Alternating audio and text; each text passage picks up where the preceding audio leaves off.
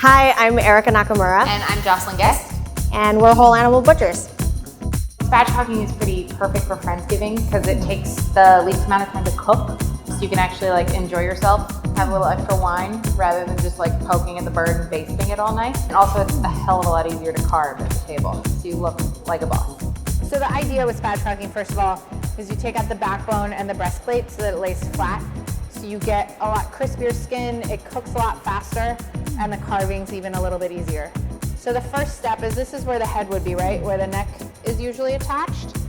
And in here is your wishbone. So you want to take your knife and just use that much of it. You don't want to cut too far in because otherwise you'll mess up all the breast meat, which depending on what kind of friends you are, that's a hot commodity. So you want to go really shallow on either side of the wishbone, right?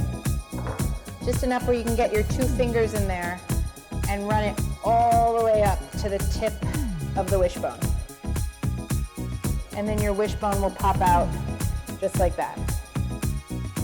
You want to flip it boob side down, and you can see here is the base of the neck, right?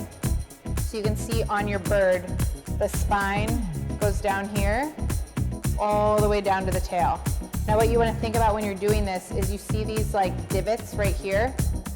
That's where the oyster is. So that's if you're the one cooking the bird, that's what you eat. Nobody gets it. It's the best part of the turkey. Don't share it. Here's your neck, right? So make yourselves lines that you can trace.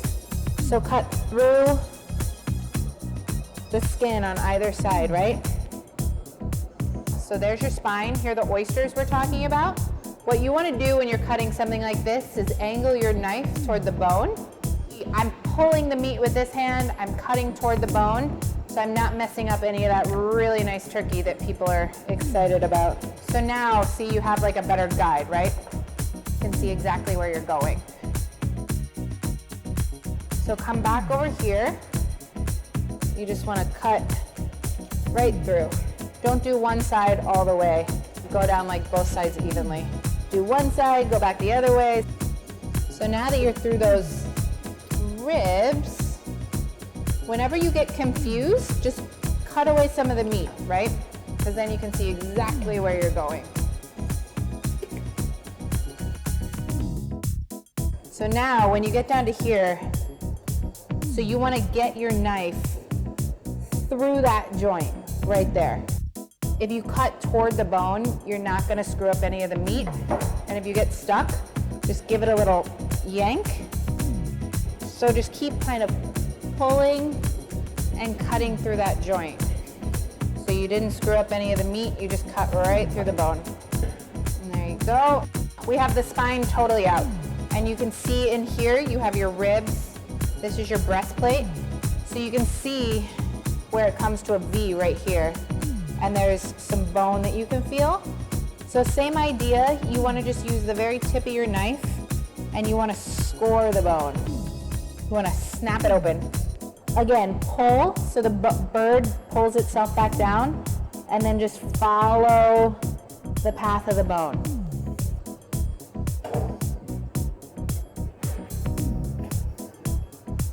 Just like that.